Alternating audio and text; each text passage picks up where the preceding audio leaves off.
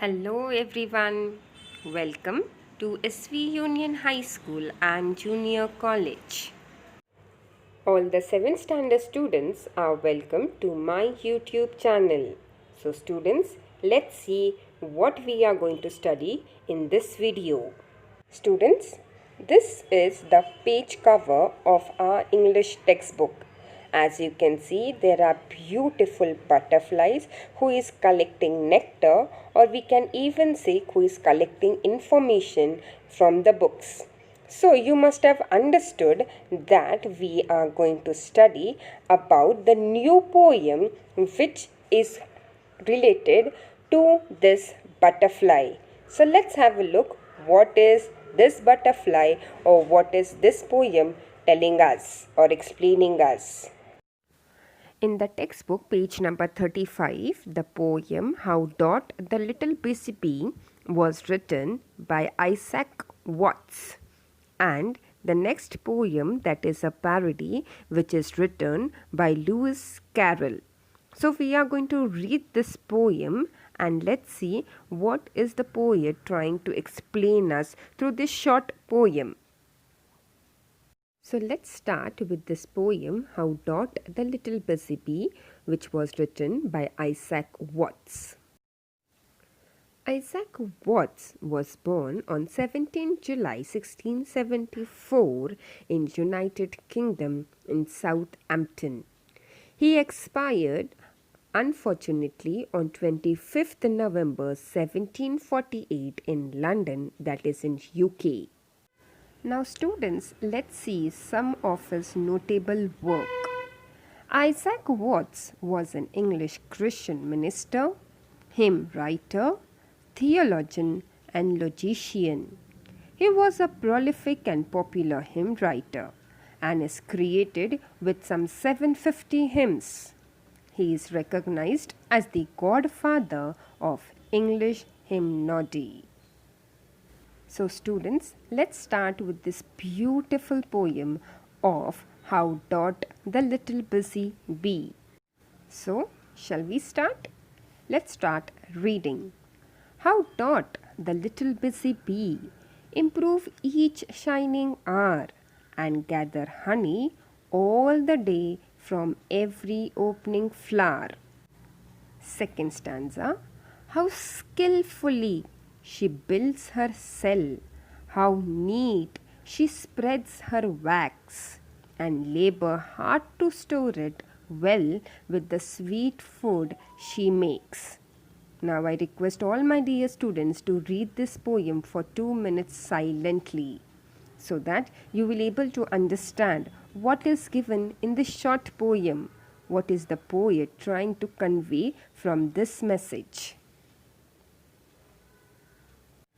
I hope so students, you must have completed reading. Now let's start reading the first stanza and understand what the poem wants to express.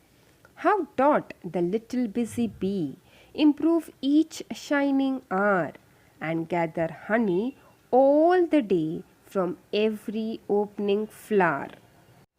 In this stanza, the poet wants to express his feelings regarding the little busy bee.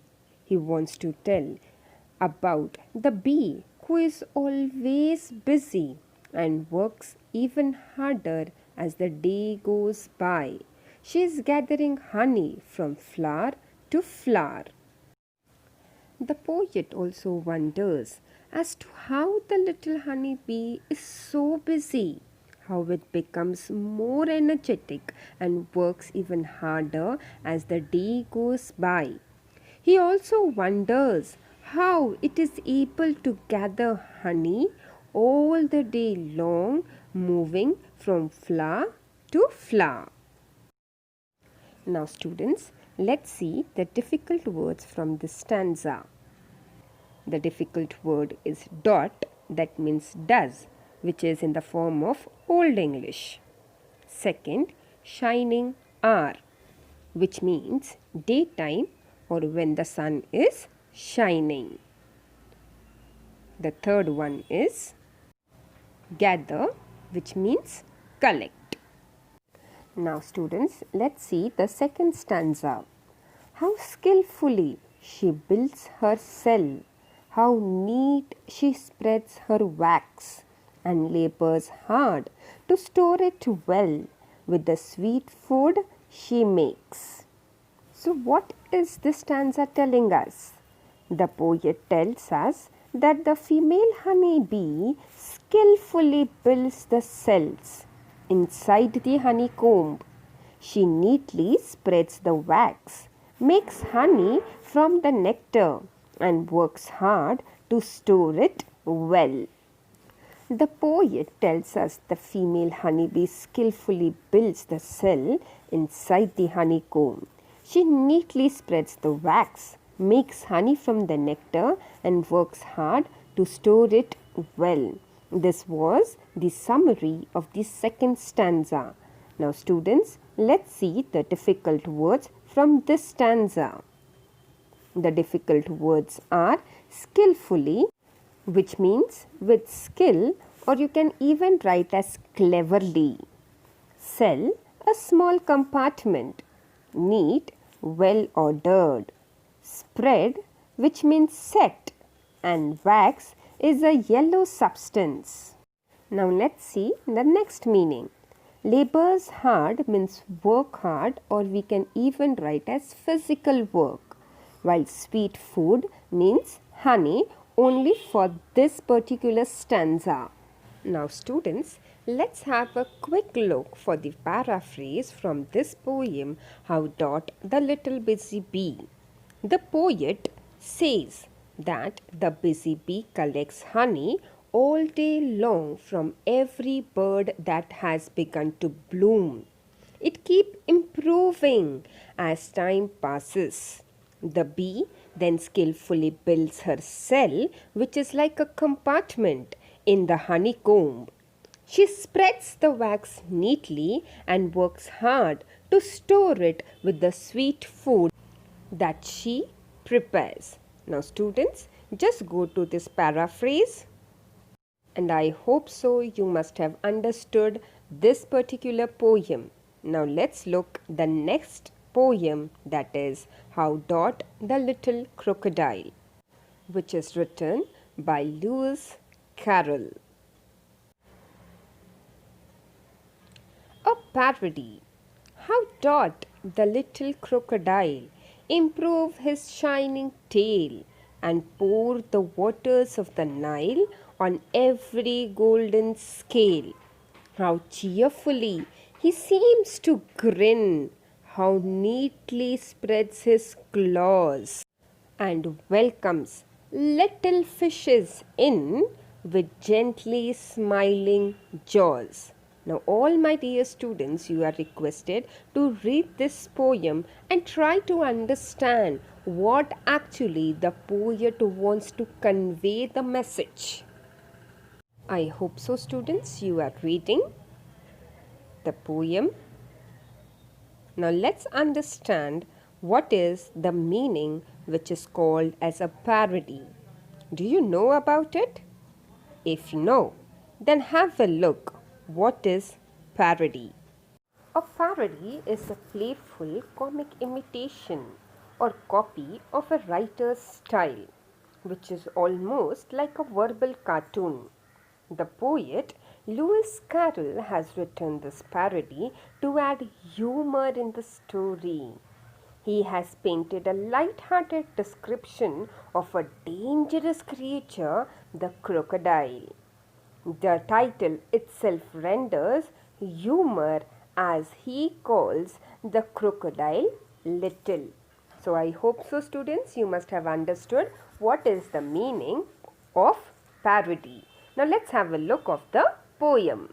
The poet, that is Lewis Carroll, was born on 27th January 1832 in England, that is Derrisbury.